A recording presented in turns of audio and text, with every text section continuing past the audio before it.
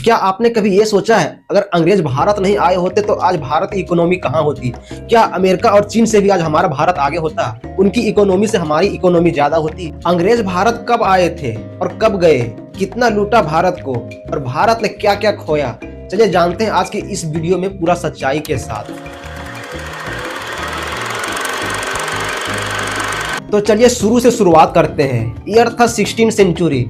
East India company ने भारत से अनुमति ली यहाँ पे व्यापार करने का, और व्यापार करने का मकसद था सिर्फ कपड़े, तेल, मसाले, इन सब चीजों का व्यापार करना था उन्हें। लेकिन बाद में धीरे धीरे यह कंपनी एक व्यापारिक संस्था से राजनीतिक संस्था की ओर बढ़ती गई। धीरे धीरे अपना दबदबा राजनीतिक में बढ़ाती चली गई। ईयर 1757 की पलासी लड़ाई के बाद बंगाल पर उन्होंने पूरा शिकंजा कस लिया, पूरा कब्जा कर लिया और वहां पे शासन करने लगा।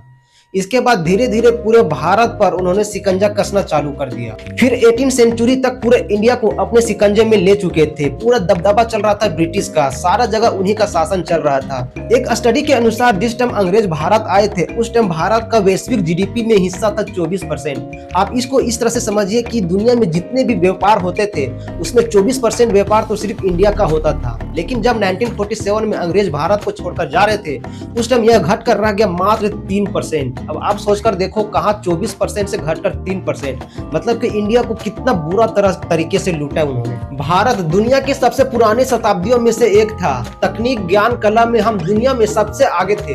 नालंदा और तक्षशिला जैसे विश्वविद्यालय दुनिया की एकलौती विश्वविद्यालय थी जहाँ पूरे दुनिया भर से देशों से लोग पढ़ने के लिए आया करते थे। सोने की चिड़िया के नाम से जाना जाता था हमारा भारत। यहाँ खनिज लवण की कोई कमी ही नहीं थी। साइंस, टेक्सटाइल, एग्रीकल्चर, हर फील्ड में हमारा भारत सबसे आगे था। फिर आए अंग्रेज। 200 सालों तक धन, संस्कृति, विकास लूटते रहे, यहाँ तक कि इंडिया का कोहिनूर को भी लूट कर ले गए। पूरे 200 सालों तक इंडिया को चूसते रहे और यहाँ के लोग गरीबी में जीते रहे। एक ब्रिटिश अर्थशास्त्री एंगस मेडिस के अनुसार अंग्रेज भारत से 45 ट्रिलियन डॉलर लेकर चले गए। 45 ट्रिलियन डॉलर का मतलब भारतीय रुपयों में 3 खरब 73 अरब 50 लाख करोड़ होता है। अंग्रेज इंडिया से 45 ट्रिलियन डॉलर की संपत्ति कोई लीगल तरीके से टैक्स या व्यापार करके नहीं ले गए हैं, बल्कि यहाँ के लोगों के पैसे लूट करके ले गए हैं। यहाँ के किसानों को लूट करके ले गए हैं। यहाँ का व्यापार को गलत इस्तेमाल किया है। यहाँ के रेलवे को बर्बाद किया है। यहाँ के उद्योगों को बर्बाद करके तब इतने सारे पैसे ले गए हो। हमारे इंडिया का टेक्सटाइल इंडस्ट्री पूरी दुनिया भर में मशहूर हुआ करती थी, उसे जानबूझकर खत्म किया गया। अपने ब्रिटेन को बढ़ावा दिया गया, वहाँ की टेक्सटाइल इंडस्ट्री को बढ़ावा दिया गया। अंग्रेज अगर भारत नहीं आए होते तो इस धरती का सुपर पावर अमेरिका नहीं हमारा भारत होता। एक स्टडी के अनुसार अगर अंग्रेज भारत नहीं आए होते तो भारत का आर्थिक विकास स्वाभाविक रूप से होता रहता।